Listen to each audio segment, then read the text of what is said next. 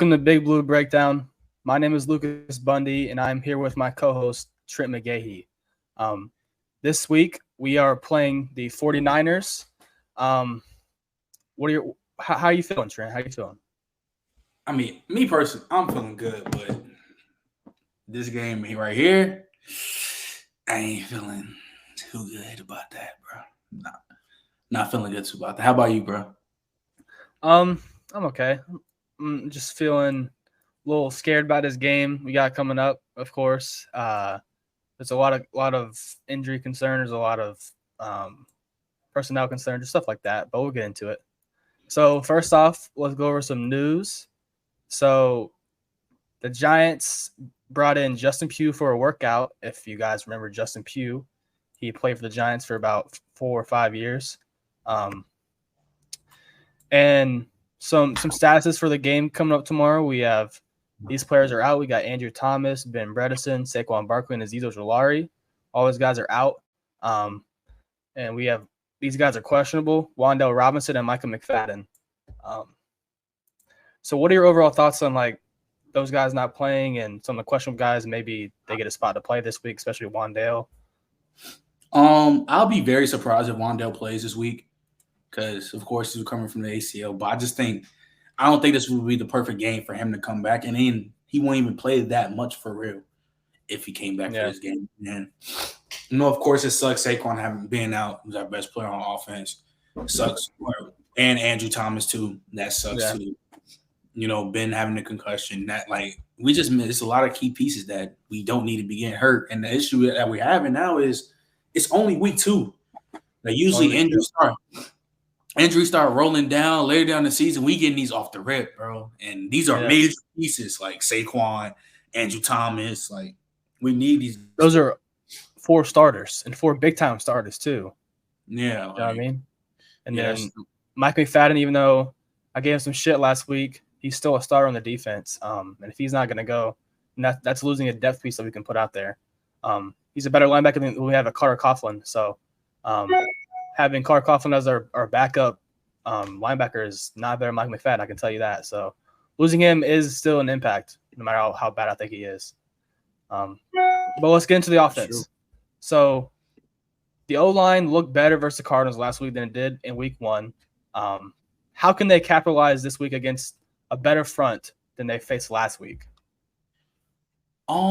See, that's the hard thing though, because we're going against one of the best front sevens in the league. We're going against one of the best premier defensive edge rushers or edge rushers in the league, and they posted it's not going to be that much you have to do. Like how we've been saying since first week, you just got to man fuck up, bro. And you have to try to really dominate this battle, bro, because this is going to be an important game for Daniel Jones. And I'm worried for him getting hurt because, again, we don't have Saquon, we don't have Andrew Thomas, and our O-line's been looking real suspect. And I don't want to see a player get down. And if he goes down, then everything goes down.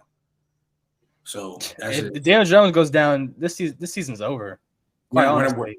On top of those injuries that we have right now and Daniel Jones going down, you might as well call it quits, honestly. Because no quarterback, no offensive tackle, no running back. It doesn't look good if Daniel Jones goes down, especially for the next couple of weeks that he would be out, considering whatever the injury is. But next thing, no Andrew Thomas, like we said, no Ben Bredesen. So they're going to roll out the same O-line that they had to finish the game yesterday. So it's going to be Josh Azudu at left tackle. It's going to be Mark Gowinski at left guard, JMS still at center, and then you got Marcus McKeithen at right guard and Evan Neal at right tackle. So what are your thoughts on how they played last week and going to this game? How can they gel in with each other and have a better game than the stars before them had? Well, one thing before we get, I want to give a shout out to JMS. He's been playing fantastic. He's been playing really well. He's been playing the best out of all of them since Andrew Thomas went out. But and also shout out Josh for the good game last week. But it's just concerning because I don't know how they're going to try to implement about a way for us to Daniel Jones to not get pressured and sacked crazy. Evan Neal has a tough matchup on both. It doesn't matter with who at this point. Like, I'm always going to be worried for Evan Neal and who he's going against because he just doesn't look good right now. So, I mean, that's just really all I can say for real. How do you feel about the offensive line situation?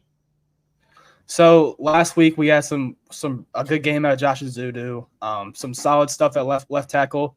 They were really trying to confuse him by setting up a wide 9 on him on majority of the snaps, and I don't think that's what the 49ers are going to do. So it's going to be a little bit easier in that types because I don't think they're going to put Nick Bosa out on a wide 9. He's going to be more like a down two hands in the dirt type guy. So I think it'll be a little bit easier in that way as to like he's not going to have to protect the outside as much. Which is what he struggled with last week. So I think it's a little bit easier. Not necessarily Nick Bosa is easier to guard, but in the sense that the way that they're playing him is going to be a little bit easier for him to protect the outside, which is what he struggled with, like I said. Evan Neal, obviously, I'm not looking forward to this game with Evan Neal because it's going to be a lot of Nick Bosa, and Drake Jackson is an up-and-coming player too. So I'm not looking forward to this for Evan Neal at all. Hopefully he proves me wrong, though. That's and Marcus McKeithen looked like a rookie guard out there. I mean, he didn't look very. He had some mental mistakes last week, and some of the technique was a little off, but his feet, his footwork, and his hands were really there. In my opinion. So we're just gonna see how they look, man. It's gonna be interesting. Facts for sure. So definitely gonna be interesting. All right, so we talked about it before. No Saquon Barkley this game, and the 49ers run defense is already really good. So what do you think they're going to do at the running back spot without Saquon there? I think they're going to play Matt Breida a lot more, but I kind of want to see Eric Gray there. Like, kind of see what he would do. And just kind of, and I know, of course, it's the regular season, but kind of give like a trial because, like, I want to see what he does in the running back position. I know he's our kick returner and our punt returner, but that's all we see from right now. And coming out of college, Eric Gray was a really good damn running back. Yeah. So do you think it'll be kind of like a running back by committee type deal? Or they're probably going to use Gary Brightwell too? Yeah, I think so for sure. I think it'll definitely be running back by committee. Then you kind of have to because we don't have this. You got to throw different things at them. Yeah, styles of running backs. Yeah, we don't have the workhorse. We don't have Saquon, so we got to be running back by committee for sure. I think without Saquon, it really affects the pass game too because he's a good pass protecting halfback, and he can also catch out of the backfield. So, and we saw, I know it was just preseason, but we saw how bad Eric Gray was in pass protection. So they're not going to be able to have him out there on third down. So it's going to be a lot of Matt Breida, I think, this game. But I still see it being a more of a committee than it usually is with Saquon there. It's just not going to be very good. That's just what it's come down to. It's not going to be good. Breida, Gray, and Brightwell, they're just not going to be good against this front. I mean, that's my expectation. Maybe they can prove me wrong, but I really doubt it. Yeah, for sure. I agree. We just have to wait and see, bro. That's really what it is. So let's talk about Daniel Jones. So he's coming off of a game where he led a 20-point comeback in the second half. Again, just the Cardinals, but that's still the biggest comeback in Giants history. He looked absolutely perfect in that second half, but obviously he's playing a much tougher defense. What are some of the things that Brian Daboll and the offense can do for him to make his job a little bit easier, despite the O-line being so bad? Well, I'll say this just before we get into that. These next 2 or 3 weeks is definitely going to be a narrative part on Daniel Jones. Like, if he performs if he performs good these next 2-3 weeks, if Saquon is out, people are going to start looking at him different. But if it's not, though, people won't call him the Saquon merchant and all that. He's going to get killed. But I think to implement what the Giants should do, though, I keep saying it, but like I want us to have like a really good quick game. Like I think we have the offensive weapons to where the quick game can be like it can be vital. I think that's the most important part. And then if the O-line can protect, we have to get Darren Waller the ball. Because once we see Darren Waller getting the ball, start opening up more stuff. You see Jalen Hyatt start taking the top off the defense. But I think Darren Waller is the key to our offense. He has to be home. Especially in this game. Yeah. Yeah, he's the primary weapon. He's the the work. I can't think of it right now. Like he's the offense. He's going to be the offense this week. Like how usually Saquon Barkley is the offense, it's going to be Darren Waller this week. It's going to be Jalen Hyatt when he comes in the game. But I could see this game being a lot of Darren Waller line up as a wide receiver than more of like an inline tight end, because his matchup for most time is probably going to be on Fred Warner in zone or man covers, whatever it's going to be. And if you can drag Fred Warner out to the boundary, that's going to open up the middle so much. So I feel like they're just going to have and if you don't want to put Fred Warner out in the boundary, then you're going to have a small corner on Darren Waller, and that's easy. That's food for Darren Waller. So they're going to have to put a linebacker or a safety on him, and that's going to really open up the middle of the field, which I think is one of the Giants' biggest strengths right now, is throwing to the middle of the field, intermediate to short areas. So I think it's a solid matchup in terms of the passing game, except obviously the O-line issues. Some of the receivers don't get separation on the outside. Like those are just my main concerns. But I really think that they could just eat on the middle of the field if they just use Darren Waller as more of a decoy this week. Like that's what I think. Yeah, I think speaking of like the other receiving corps, of course, I think Jalen Hurts gonna have a good game. I think Isaiah Hodgins needs to have a good game too. He's kind of like not like a safety blanket, but kind of is. He's like a mean possession receiver. So I think like some plays, he needs to come up with some big catches. Because if Travarius Ward is on, I'm interested to see how the match will be. I mean that's what he does. He eats up the short and intermediate part of the field. He's a solid route runner, probably our best one on the team, and I think he just like he did last week. He just ate up the middle of the field. And so did Darius Slayton. Honestly, they both kind of did the same thing. But I think the whole entire offense was predicated off of Jalen Hyatt being there. Just to the fact that he was on the field made them respect him so much more. Like I saw when I was watching the film, I saw multiple players leave their assignment to watch Jalen Hyatt to make sure he's not going down the field. I saw that on film. So that's just the impact that he has. He's going to open up the field for these other players. And that's just something the Giants have never had. And that's why I'm really excited to have him on the team. And he needs to play more. He needs to play more. The last time we had that, like jokingly, was literally John Ross. Just think about that, though. Just think about that. Man, John Ross, man. Just think about that, because you know how he is or how fast he was. Yeah. But you have a legit speedster, though, and Jalen Hyatt is really good. So, like I said, he needs to play more than 15 snaps a game. He needs to. He played 15 the first game and 14 the second. That's unacceptable, honestly. He needs to play more. I just feel like that it's all on the offensive line now. We just have to see it, bro. Like, that's really about it, bro. Like, I can't see, like, Darren Waller and all these dudes getting open, how we think they're about to do, if we can't block. So that's the whole take on it. Daniel Jones is gonna have to do a lot on his legs this game, in my opinion. He's gonna have to be able to scramble out of the pocket and get these chunk yards, 6, 7, 8, 9 yards. For down 8, he's gonna have to, because this is not just be relentless. No matter how good the O-line could play, it's gonna be relentless. So he's gonna have to find a way to make something out of nothing, in my opinion, because no Saquon Barkley there. There's no good protection. So, and he's used to that. So he's gonna have to be able to use his legs, and that's gonna be a really important key to this game. It's one of my keys to this game is Daniel Jones using his legs. Yeah, I agree. It's all my main issue is the offensive line. That's what I gotta see. It sucks that we were still talking about the offensive line. I feel like I've been talking about this offensive line since 2018. I've been talking. It's been so long. It's been so bad. Like it's been like this for years, and I'm sick of talking about it. I'm sick of it, but it's still here. It's still a recurring issue, bro. So every week we're gonna say, "Oh, this could happen, but nothing can happen without O-line playing good, and that just sucks, man. That sucks. We spent all this draft capital on offensive line. They just suck. It sucks, man. It really does. But moving on, Brian Dable. We had some suspicions that he was calling plays last week. So if he is calling plays, what kind of impact does that really have for Daniel Jones? What do you think?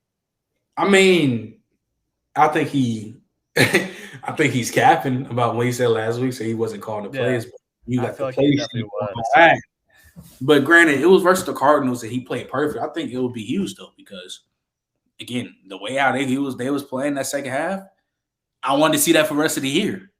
So no matter whoever is calling the plays, I think that can help Daniel Jones a lot more because it opened so much stuff for us, and then we finally got Saquon getting our playmakers the ball. Of course, the most important thing. I feel like that happened in the second half, and we won.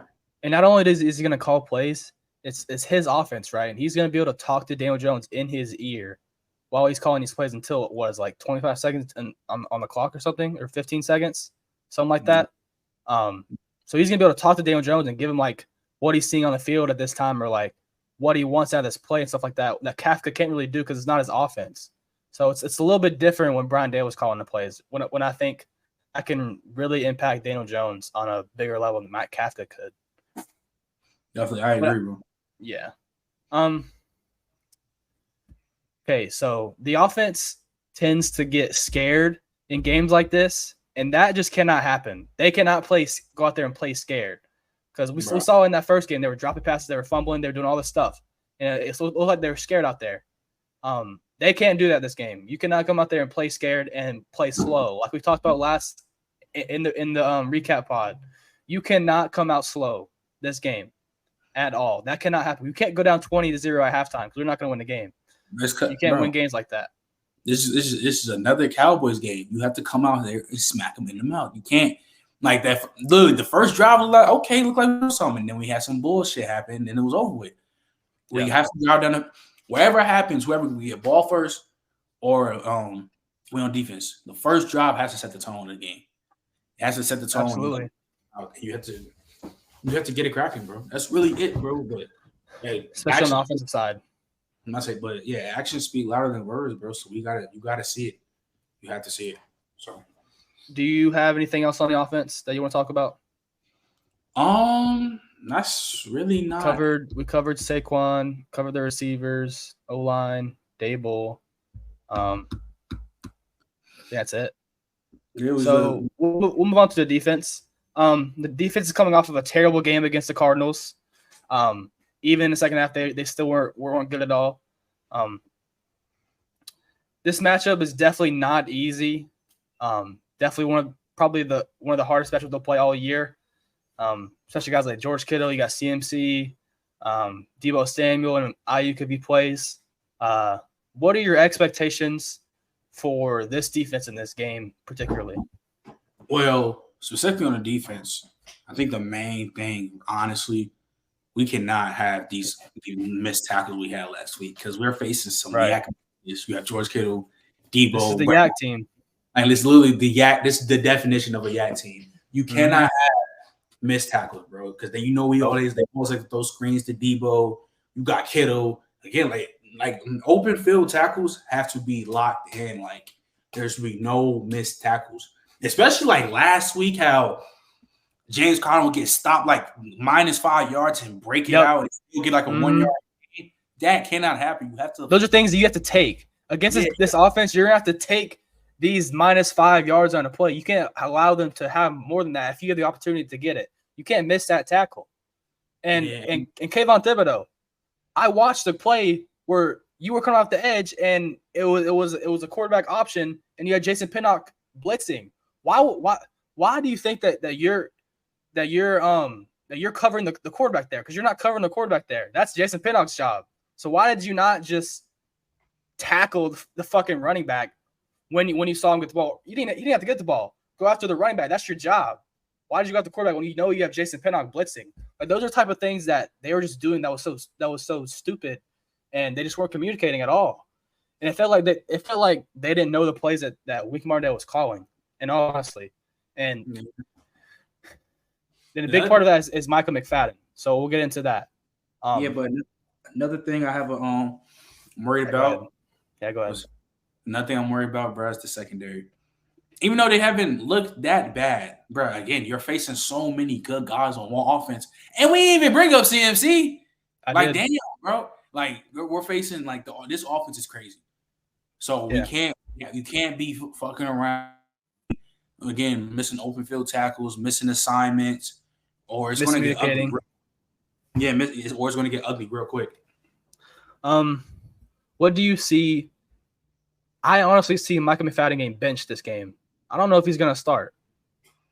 After the performance he had last week, and them, I know they watched film, so I know they saw how bad Mike McFadden was. There's no way they can roll out this game with him starting and playing majority snaps over Isaiah Simmons. I'm sorry, that can't happen. Someone else has to play there, and I think it should be Isaiah Simmons. I don't think he'll be starting. Honestly, because that was the majority of the issue. The majority of the issue on defense with the miscommunications and missed tackles were Michael McFadden, or it was just his fault in general. So, benching him does wonders for this defense. I already said it. I said it on the recap, bro. I said Simmons has to play more. You know, we just got him in the system. They trying to figure out what he's trying to do, what they trying to do with him. He needs to play. He can be a game changer for our defense. So he needs to play. He needs to play a linebacker edge hybrid type deal. I think he should have the matchup on George Kittle for most of the time. Playing man coverage, we already know he's a good man coverage linebacker, or just player, whatever you want to describe him as. So I think that's the ideal matchup we have for George Kittle. So let's just go over the rookie corners. So this is probably their biggest matchup yet. They're going against two of the best receivers, like tandems in the league. What are your expectations for them in this game, and what are the things that they can do to neutralize these receivers? Whoever is guarding Brandon Ayuk, I want to see what happens, because it's gonna be. Well, I don't know how they're gonna use Adoree this game, because they don't really have like a slot guy really. They kind of just use him all over the place. So I think I could see Adoree kind of following Ayuk maybe, and then Deontay or Trey, whoever, on Debo or whatever. Because Debo isn't just used as a receiver too. He does some other things. So it's gonna be different to be able to guard him. So I think it's probably Adoree Jackson. Yeah, because even though, like, respectfully, I'm not worried about Debo that much in the route running. We can't just not realize who he is. I'm really worried about Debo in the screen game, in the short game, because the open field tackles, how great he's a yak. But Brandon Ayuk, his route running is different. And I'm worried whoever is guarding him. So, of course, we already know what to do. We're going to be blitzing, man coverage. Let me ask you this then. What type of coverage or man coverage you think? Like, you think we should play inside, outside, off? What do you think we should play? Well, I think it should be depending on the down and distance, in my opinion. But I feel like always we should be able to man up and press Deebo Samuel with Deonte Banks. That's a great matchup in my opinion, because I think one of the biggest weaknesses for Deonte Banks is kind of the release and the route running part of a player. And Deebo Samuel doesn't really have – that's not one of his strengths. So I feel like Deontay can press him up and be just as powerful as he is off the line. So I think that's a pretty good matchup.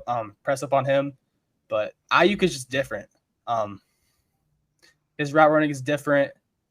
He's not a player that he's not the kind of player that we played this year. So it's going to be a lot of man coverage, obviously, because that's what the Giants do. It's going to be a lot of, just like last week, it's going to be a lot of off coverage. But what I think they should do is they should press up Deebo and then just lay off of Ayuk. In my opinion. Yeah, bro. But that all depends on the down distance, of course. Yeah, for sure. I definitely agree. So So this week, once again, we're missing Azeez Ojulari, and this defensive line got 0 sacks last week. 0. And despite this, they're top 5 in pass rush win rate, which is absolutely unbelievable to me. But that it's true. So, what do you expect out of Kayvon, Dexter, Leonard, all those guys in a considerable easy matchup against this offensive line? I mean, yeah, because Trent Williams is going to be Trent Williams. So I'm not even worried about that. But I will say that. But everybody else is just Not good. Even though we're top 5 in pass top 5 pass rush that means I think that means sacks are going to start coming, bro. Because the fact that we're even because it doesn't feel like it doesn't feel like we're in that. I thought we were like middle of the pack, probably even bottom. Don't feel like it. Top 5. It doesn't feel like they're winning that much, but maybe we're just not noticing it because they're not getting sacks. And I think they will come. The sacks will come. Yeah, so I just think I think this is the time where Dexter Lawrence really is about to, because Dexter's always been playing, but I want to see him get some sacks. Leonard Williams needs to have a big game. Like, Leonard, you're on this contract you're getting. I need you to keep going. Like, what's up, bro? Like, you ain't also another thing that I didn't even talk about last week because I just now found this out. On the 3 touchdowns that the Cardinals scored last week, Leonard Williams and Dexter Lawrence were not on the field. None of them were on the field. We had Raheem Nunez-Roches and DJ Davidson on the field, which is absolutely ridiculous why they would be on the field in the red zone. So that's got to change. You can't. You have to have your 2 best defensive linemen out there on such an important down like that, or such an important spot in the game. They've got to play. Dexter Lawrence played like 80% of the snaps last year, and he's only playing like 50 now or 60. What's going on? Wink Martindale, Brian Dable, what's going on with your defense? What is this personnel grouping they got going on right here? Yeah, it doesn't. That's one of my biggest issues with the defense right now is the personnel groupings. It doesn't make any sense. Yeah, it doesn't either. I mean, I think we need to start blitzing more like how we did last year. It needs to be more of a game plan that we used to do last year. And Brock Purdy isn't a good quarterback. He's still considerably not great quarterback. So you can blitz him and confuse him because he's still inexperienced. So there are some things that we can do to expose this team, especially on defense. So I think it's not the worst matchup. It's not as bad as the Cowboys, I don't feel like, because of the quarterback situation and their offensive line, but it's going to be tough. It's still going to be a tough game. Yeah, bro. And I'm just super worried, bro. I just hope this doesn't turn like another Cal 40-0 game. Just keep it close. I would love this game to be close in the second half. I would love that. Yeah, if we get a win, I will take it. I will take a 20-17 game or 20-14 game. I'll take it. Yeah, I'll for sure take that for sure. Mm-hmm. I'll usually take it. We can compete. Jason Pinnock. Let's talk about him for a little minute. Hey, he been balling. Is he the next star safety in this league?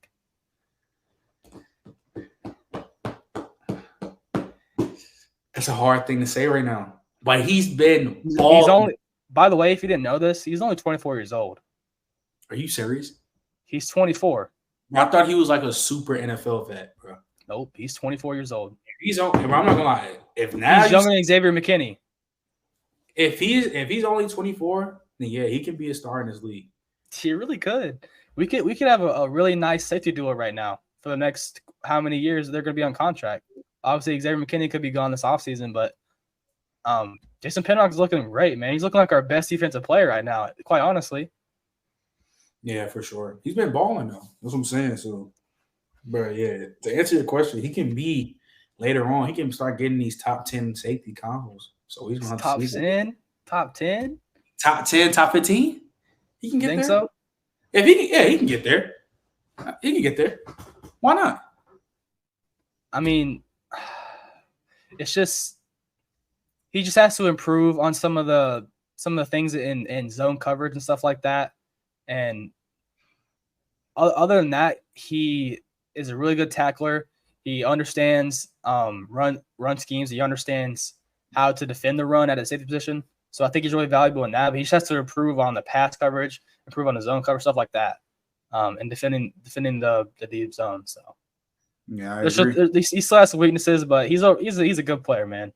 And that's a gem that we found last year. Also, I want to talk about this. So last year on the waiver wire, we added Isaiah Hodgins, Jason Pinnock, and there was one more player, Ben Bredesen, I think. All add on the waiver wire last year or something like that. Maybe it wasn't Ben Bredesen. But we have 2 or 3 stars that we got from the waiver wire last year that are considerably top-tier players on his team right now. Like, that's insane to me that we could do that. And Joe Shane has that ability to just get something out of nothing. You know what I mean? Yeah, for sure. Because when we got Isaiah Hodgins, it was like, okay. And then we start seeing him play, it was like, damn, okay. And He's like a wide receiver one right now. Getting players off the waiver line like that is a blessing because it is. Get that making your top tier players, that's crazy. Because Isaiah Hodgins can go play somewhere else and still be a solid receiver. So can Jason Pinnock. So getting them guys off the waiver wire, that's clutch. Super clutch. Without them, this team looks a lot different, in my opinion. It definitely does. Do you have any more notes on this defense? No, I don't. No, I don't.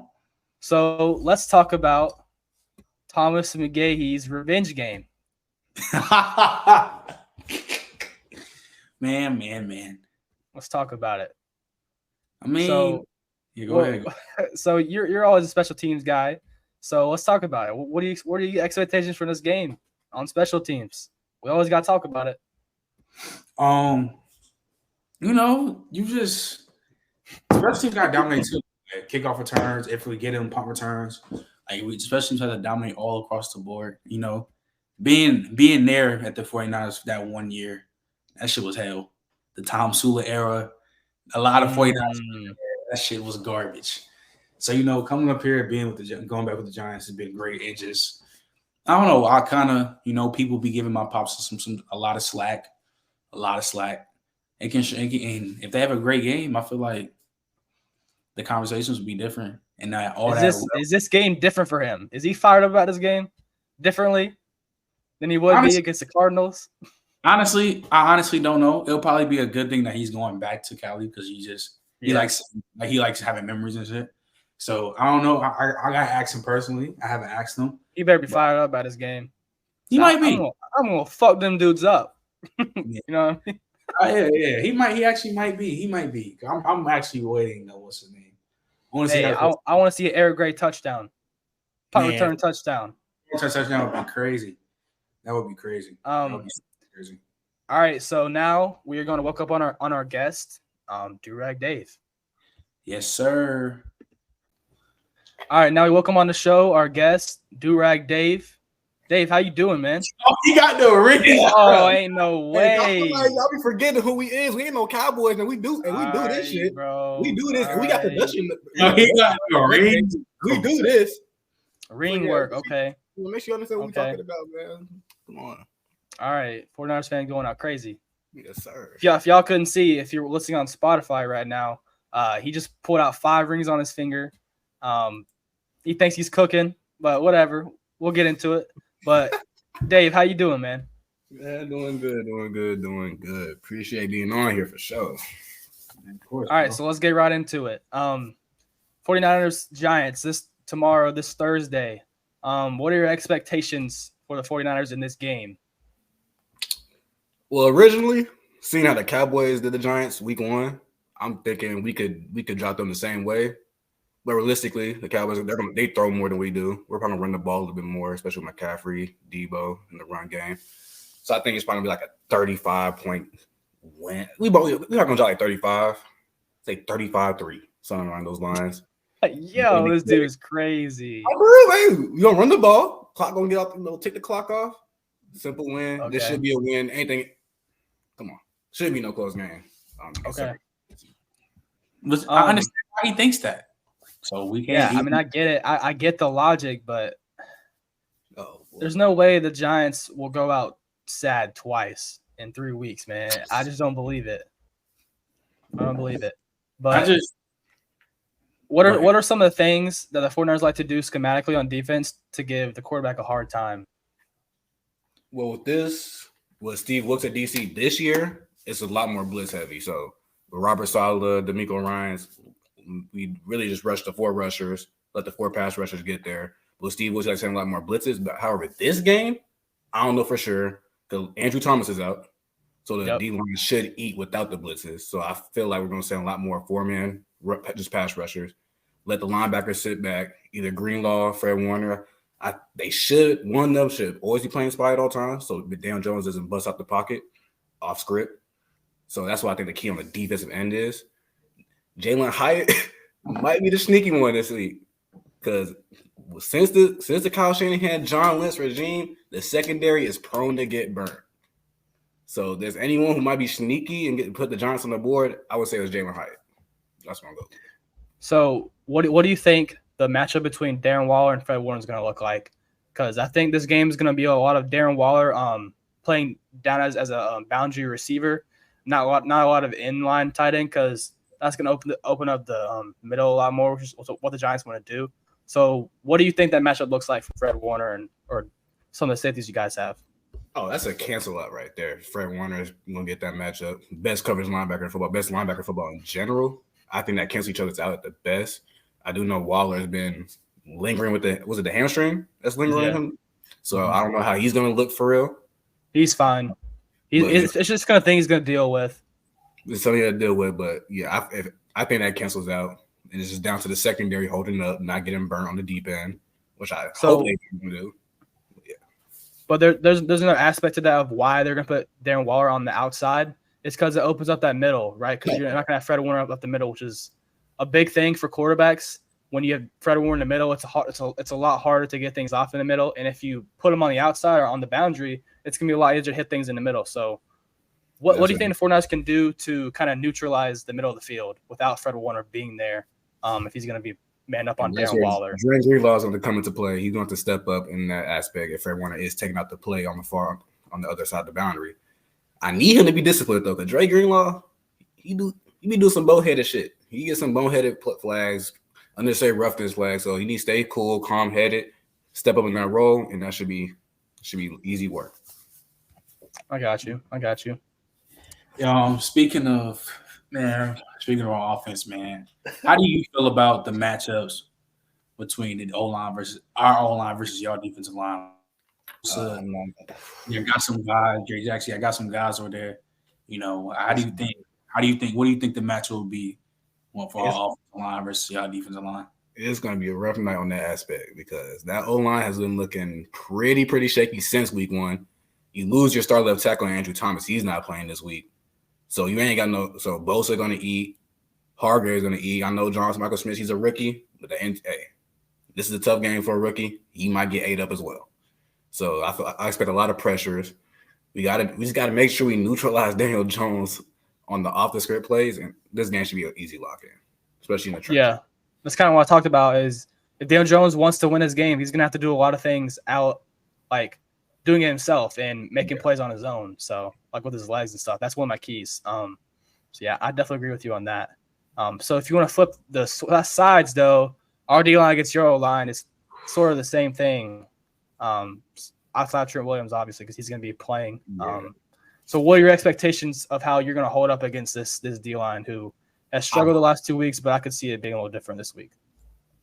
I think it should look better than the first 2 weeks. Week one, it looked good. It looked pretty solid for a little bit against the Steelers. And TJ Watt, you know how he is. He's going to eat. Week two, it looked a lot better throughout the totality. But we do have Trent Williams, so I'm pretty – the left side, I'm confident in. Right side, young bucks, first, second-year players. So we got to make sure they stay disciplined. That's gonna be a tough matchup, but that's exactly how I feel about our line. So then again, we were just against Aaron Donald last week. So they should know what to expect coming from Dexter Lawrence. So yeah, absolutely. It's gonna be in the trenches. That's where the game is gonna be won this week. Is on the trenches. So what Wing Martindale likes to do, or liked to do last year, I don't know if it's gonna change, but he likes to send blitzes at quarterbacks that aren't like really capable of picking that up, which is an example of Brock Purdy. So how do you think that they're going to pick up on these blitzes that Wink Martindale sends, especially on third down and these like third and medium distances? That's nothing I'm really worried about because like week one against Pittsburgh, you have Alex Highsmith, TJ Watt on both edges. We know the O-lines are vulnerability on offense. Shanahan knows get the ball out quick. That's Purdy's game. He knows that get the ball out quick, precise decisions. He's going to get the ball out quick. The run game is going to be effective. Debo and the run game is going to be effective. So I'm not too worried on that. We also still have Kittle, so we could throw Kittle as a blocker. I feel pretty confident on that aspect of the game. So one of the matchups that I'm looking forward to is Christian McCaffrey on Xavier McKinney because he's done a really good job doing that the last time they played him.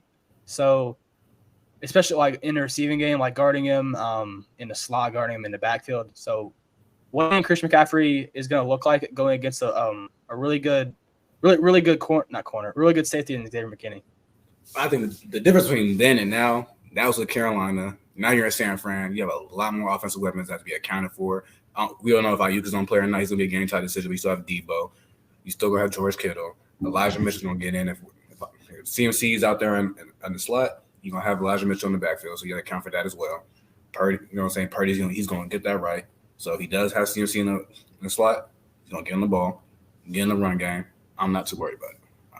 Personally, that's how I feel. He's not too worried about anything, is what I'm hearing. This should be very, very, very confident fan. I wish I could be like you. If we lose this game. So let's get into this. So let's get into our new segment that we're gonna keep doing for the rest of the year. We're gonna do a fantasy draft. It's just the players that are playing in this game that we got this Thursday. No quarterbacks. It's a PPR setting and it's 4 rounds. Okay. So Trent, you got the first pick. I got a second pick, and Dave has a third pick. And we pick any team, or not any team, any player from each team, or any player from each team. I think the number one pick has to be Christian McCaffrey. Yeah. And if you just want to explain why, or what are you looking forward to? My fault. My bad. But, I think CMC is going to be he's always a focal point in his offense, especially if they can get going in the run game. And, of course, we know his passing ability. And the fact that even though you brought the Xavier McKinney matchup, I'm not too excited for that shit, bro. CMC is one of the most lethal backs in the league, and I just pray he doesn't go off, but I think he will have a very good game versus us, though. Yeah. All right. This pick is really tough. I think I'm gonna go. Well, I just don't know what Brandon Ayuk is gonna play. You know what? That's the thing. So I'm gonna go Darren Waller. He's just the first option on the defense. You know, if they're gonna win this game, it's gotta be on the back of Darren Waller. So I'm gonna go Darren Waller. No, thank God you did that, because hey, I personally don't think Ayuk plays this week. He banged his shoulder up. He looked pretty he was hobbled last week. So this is a game the 49ers know they probably should win, and it's gonna take something extreme to happen for them to lose this game. You could rest Ayuk on this week. You got the long week coming back next week. Get in his rest. So that's why I'm gonna take Debo right here. So with Ayuk gone, CMC's gonna be predicated. Get Debo in the pass game, get him in the run game, yak it up. That's what I'm gonna go with. All right, and you do have back-to-back picks. Oh, fuck. Damn, he said no quarterbacks too. No quarterbacks. So then we'll only have 2, so that's the issue. Yeah, that does make a lot of sense. So second pick here, I'm gonna have to go. I'm gonna go another yak guy. I'm gonna go George Kittle. That's fair. He's prone at any moment to get a 40-yard pass off. Actually, just a 15-yard out. He could take it 40 yards. That yak ability, so I'm gonna go him right there. Hopefully, he gets something. This pick, it will be obvious if this guy was going to play, definitely. But I'm still going to go with Brandon Ayuk because he is questionable, but I still feel like he could play. And if he doesn't, then I'll just replace him with somebody else game time. So I think it's going to be really easy for him to eat this week. We haven't really played a guy that has the route running that he does. And we have 2 rookie corners starting, so that's just my opinion. All right, Trent, you're up. All right, so I know I'll get back-to-back. The first one, because Durag brought up a great point, because I'm not going to lie, every time I do see 49 secondary get blurred, it's always about some speed guys. So I got to take Hyatt, got to take Jalen Hyatt. Because if, like how we talked about earlier, if our O-line can block, Darren Wall's going to get the pill, and then somehow, some way, he's going to get a big opportunity to go over the top on the defense. So I really want to see what Jalen Hyatt can do. So I'm going to pick Jalen Hyatt, and then for the last pick, she's Debo gone, Ayuk gone, Kittle gone. Now you got one more after this. Oh, yeah, I know. Oh, it's 4? Yeah, it's 4. Oh shit! Damn. Okay. You didn't know? I thought it was 3, but let me get for 4. Damn. Forward. I mean, let me think. I'm gonna go with Isaiah Hodgins. You know, I talked about it earlier about him being like the possession receiver and kind of a low key or safety blanket on crucial key third downs. He can get you a 10-yard curl, get you a little dig route, a little end route, a whip route. He's a little safety break, and I can see him getting a touchdown this week. So okay, I'll go to Isaiah Hodgins. I am gonna go the real wide receiver one on this team. I'm going Darius Slayton. Last week we saw him have really good production off of Jalen Hyatt being there. They had to respect his deep threat, so he was really opened up that way. So I'm going Darius Slayton, and he looks like an improved route runner to me. That's what I told Trent. Yeah. He really does look like an improved route runner. So that's just my pick. So I'm going with the sleeper pick right here. I don't think y'all big brain this for a Trent. You gonna like this? Your dad being a special teams coordinator. I'm going Ray McLeod. If he up on the special teams on the punt return, kick return, that's big. Wait, but he don't get points for that. What? Oh, you don't? The defense gets points for that. The defense / special teams. I'll let you change it. I do respect that pick though, if that's how it works. You not playing. Hey, I'm going with the number one rookie in camp for me. I'm going Ronnie Bell. Ronnie Bell. Okay. Sneaking in some snaps the first 2 weeks. You let him play. You're gonna get a lot more opportunity. So I'm gonna like that, and I might go all Niner. I'm not gonna lie to y'all. All right. Let me go. This pick is tough for me because there's a guy on the 49ers I like. I'm gonna go Matt Breida. Damn, That's a good pick. He's the starting running back. He should get some decent touches. There's not too much to talk about because the run defense should neutralize it, but it's just a pick that I'm going with. All right, last pick of the draft, Trent. What you got? Took Breida, bro. Wow. Okay. Hey. Okay. There's a pretty good pick here. I'm blanking. My head's blanking right now. Give me a hint. Team. There's a starting receiver on the board. There's 2 starting receivers on the board. I don't know exactly what you're talking about.